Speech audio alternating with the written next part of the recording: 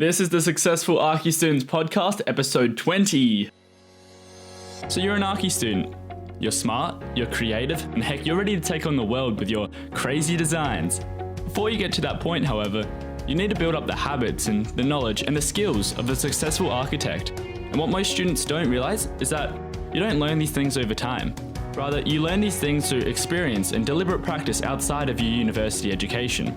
My name's Kyle, I'm an Archi student just like you, and I'm committed to being successful, no matter what it will take. And I'm hoping you're ready to take that journey with me as you listen to the Successful Archi Student Podcast.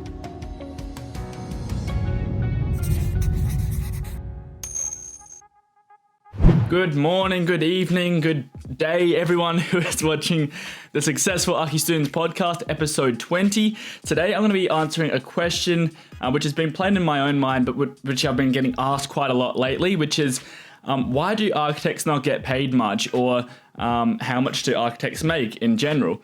And so I want to answer this question real briefly. However, first I want to say that I am not an architecture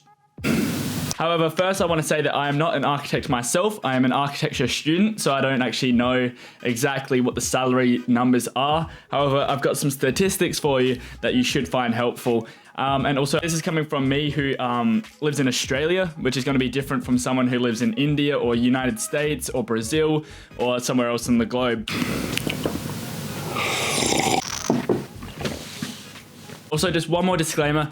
I want to say that an architect's pay shouldn't really bother you. I know it's kind of cliche to say this, but you should be doing what you love and what you enjoy. If you're going to work every day and you're absolutely dreading it, but you're doing it for a paycheck, then that probably isn't for you, and you're probably trapping yourself in a life that isn't very fun. So what I'm trying to say here is that you have to love what you're doing. You have to have a passion for what you're doing. The pay shouldn't be your decider as to if you should study it or continue to study it or get into the field or not. I know so many people that are earning $30,000 a year, which isn't much here in Australia, but they're absolutely loving what they're doing every single day. And they are so much happier than people earning $120,000 in a stressful job, in a corporate job where they are miserable and unhappy. So I think that is definitely something to consider before we move on. Now, saying that, the average architecture graduate with at least 2 years of experience here in Australia, they earn about $59,000 per year, which is quite a bit. It's pretty well average, but like for someone who's just gone into the field and spent 7 to 9 years practicing, it's probably not a whole lot.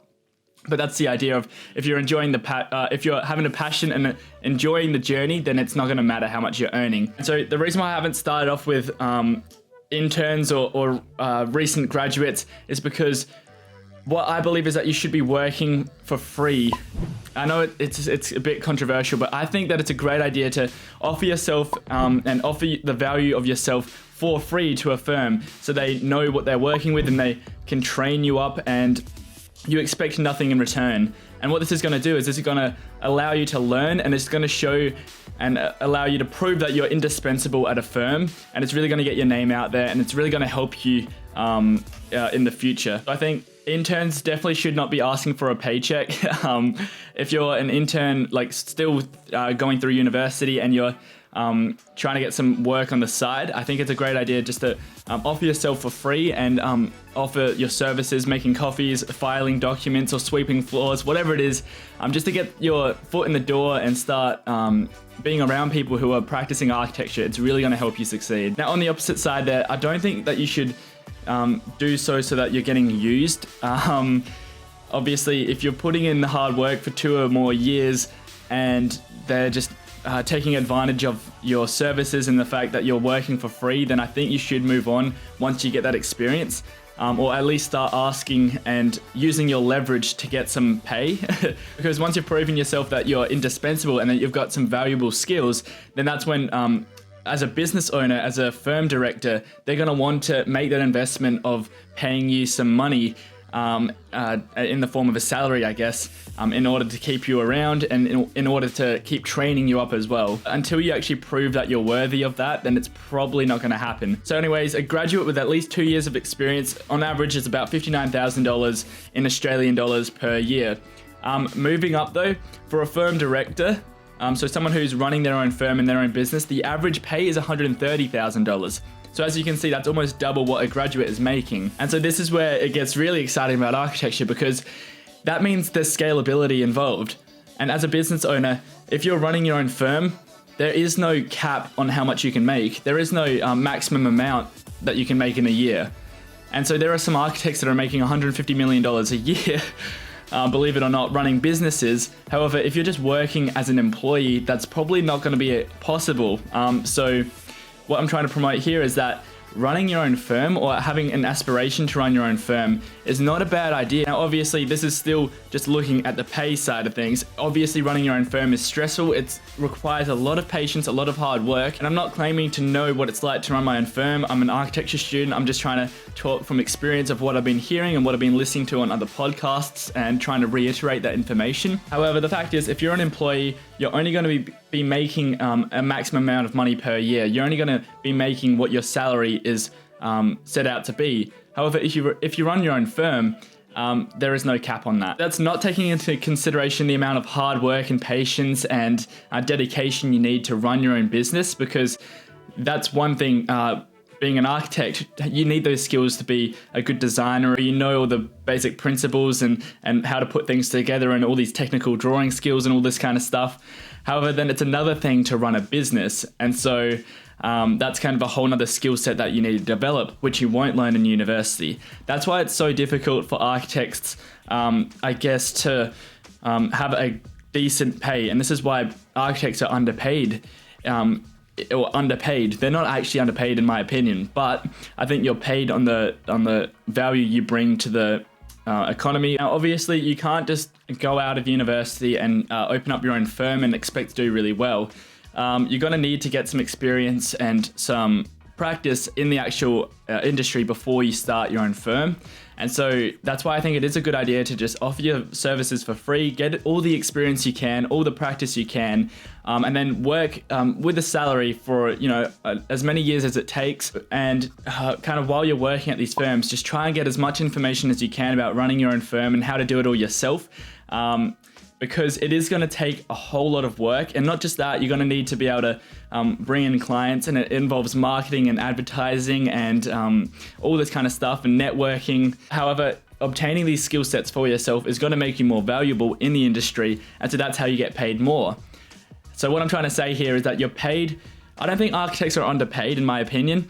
I think that people say that because the average architect who just has a bachelor's degree or master's degree and they start working for a salary for somebody else, I think that's kind of the standard way of doing it. But you need to kind of broaden your horizons and start thinking about ways you can make yourself more valuable, thinking of ways that you can bring more value to the table so that you create leverage for yourself, which makes your employers want to pay you more, or makes the industry want to pay you more in the sense that you're running your own business.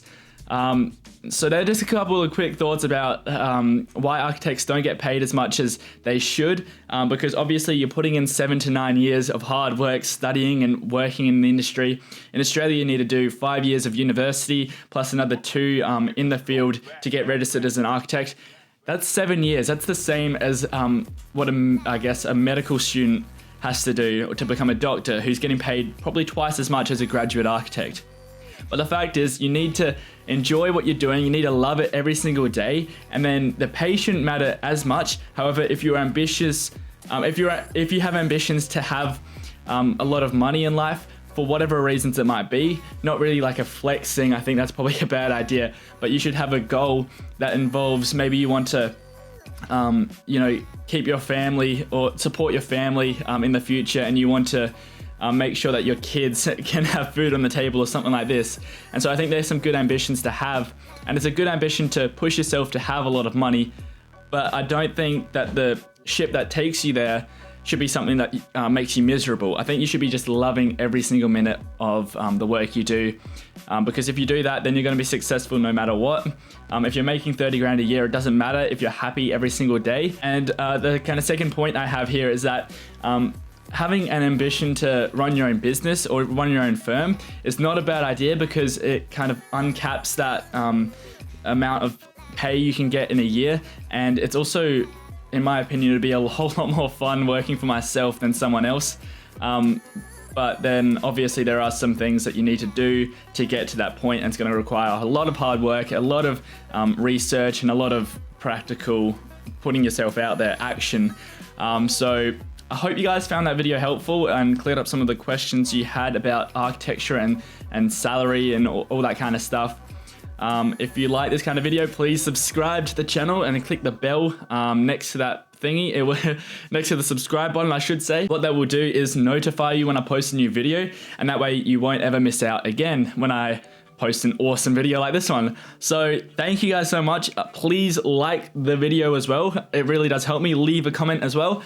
And if you haven't already, please do check out my new ebook, How to Ace Any Project in Architecture School. It's a way, it's a step-by-step guide to achieving great results in architecture school. So please do check that out. It's really going to help you, I believe. And yeah, I'll see you in the next video, guys. Thank you so much. And thank you for your support. Take care. I also forgot to mention that if you want to check out the show notes for this episode, you can do so with the link in the description. Thank you, guys.